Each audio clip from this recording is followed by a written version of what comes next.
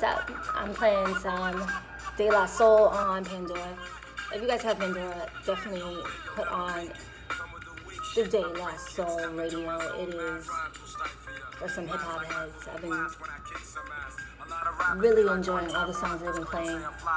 So, I had to write, for a class last night, and the conversation was about karma. I said, this is right up my alley. I love conversations about spirituality. I love conversations about philosophy. I love conversations about, the Bible, the Torah, the Quran, and if it's meant to be taken literally or allegorically, metaphorically, this type of stuff I really like. And I started thinking about things, and I said, this idea of, confidence versus arrogance. Like the prophets, they did some amazing things. In order for you to do something, you first have to believe it. And I believe that the prophets probably, if they were among us today, people would probably call them very arrogant. But the question is not if people consider you arrogant. The question is, how does the Most High see you? Does the Most High see you as cocky or arrogant? Is really the only question that you should ask yourself. And the way that I see things, and like I said, I don't have this whole thing of life all figured out, but what are you arrogant about? What are you cocky about? I think if you're doing good things, that's something to be proud of. Like, it's okay to be, proud of, like, your charitable contributions, It's okay to be proud of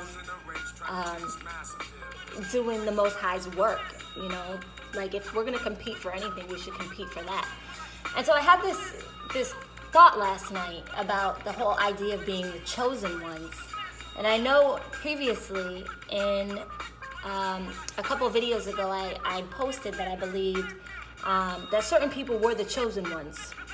And I stand by that. I do believe that there are people that are the chosen ones. The Most High's, or the Almighty's favorites, so to speak. And part of some of the wars that we have seen unfold is that there are other people that believe that they're the chosen ones, right? So you've heard, the Jewish community kind of refer to themselves as the chosen ones, and there's been a lot of turmoil with Holy Land and whose land it is really, and who really are the chosen people. And I thought about it. I said, what? I really don't have any issue with it. I don't have any issue with the Jewish people, the Jewish people of the Jewish faith seeing themselves as the chosen people. Because in order to say that you're a chosen one, that's going to, in theory, dictate your behavior.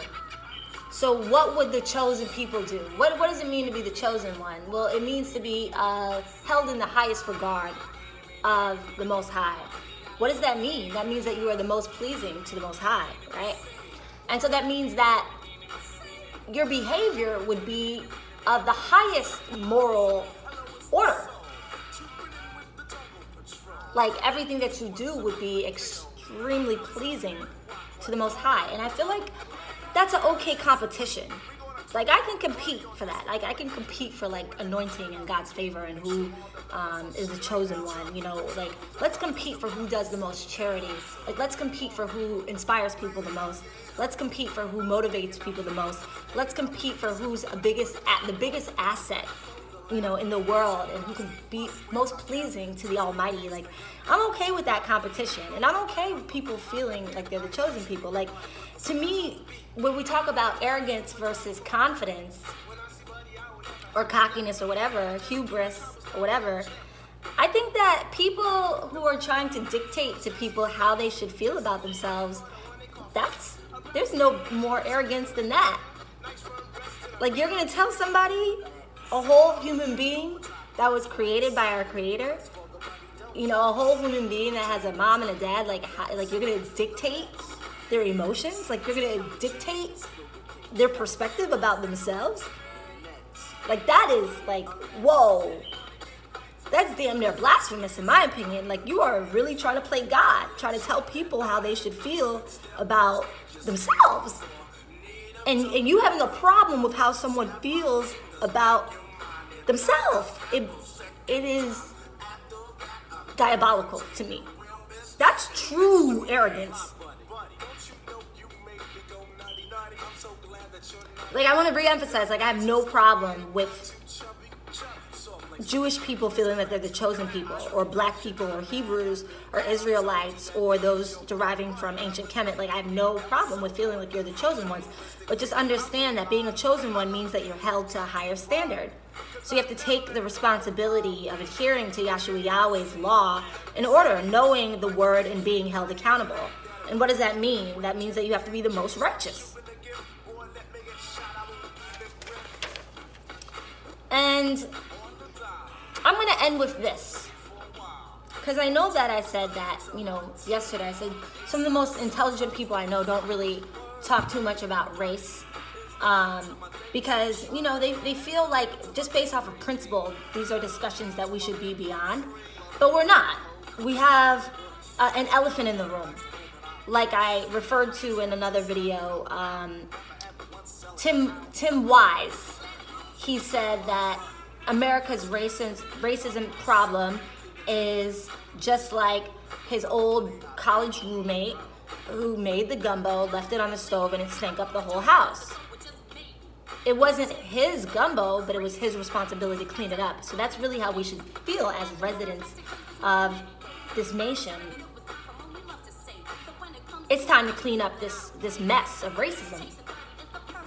And I will say that not only do we have to hold those who have historically oppressed us accountable, and frankly, I'm getting tired of talking about this. I think that we've spent too long talking about this.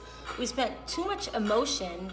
There's been too many tears shed, too many blood, you know, shed, and too many lives lost. I think it's time for action, radical action.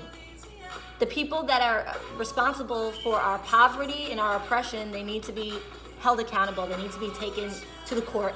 And if it's not being settled here domestically, it's got to be done in the UN, period.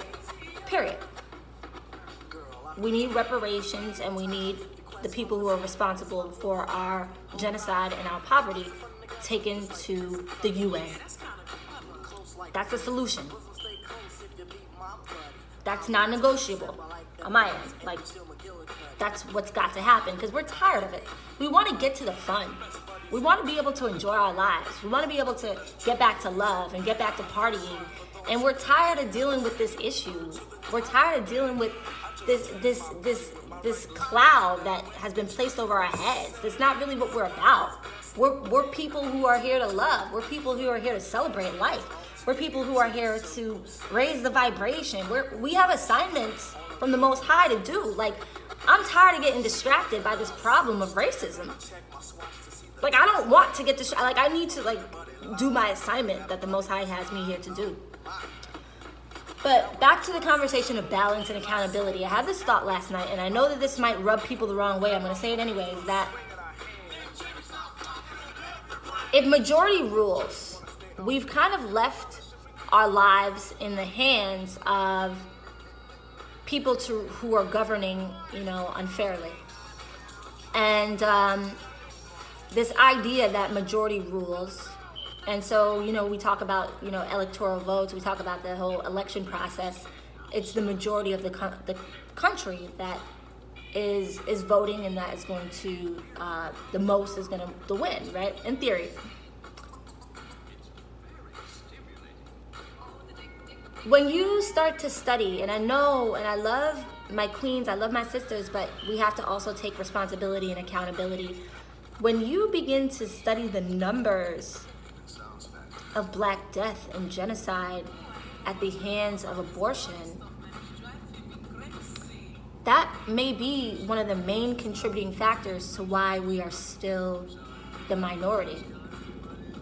There's a large chance that we would be the majority or dominating had it not been for many melanated people's decision to abort their children.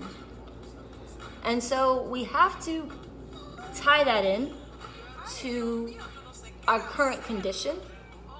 And what's done is done. But I know that there would be more of us. If you think about it, the more of us means more seats of leadership, more dominance, more rulership, all of that. If it wasn't at the hands of the lives that we take, not me, I've never had one, but collectively that we take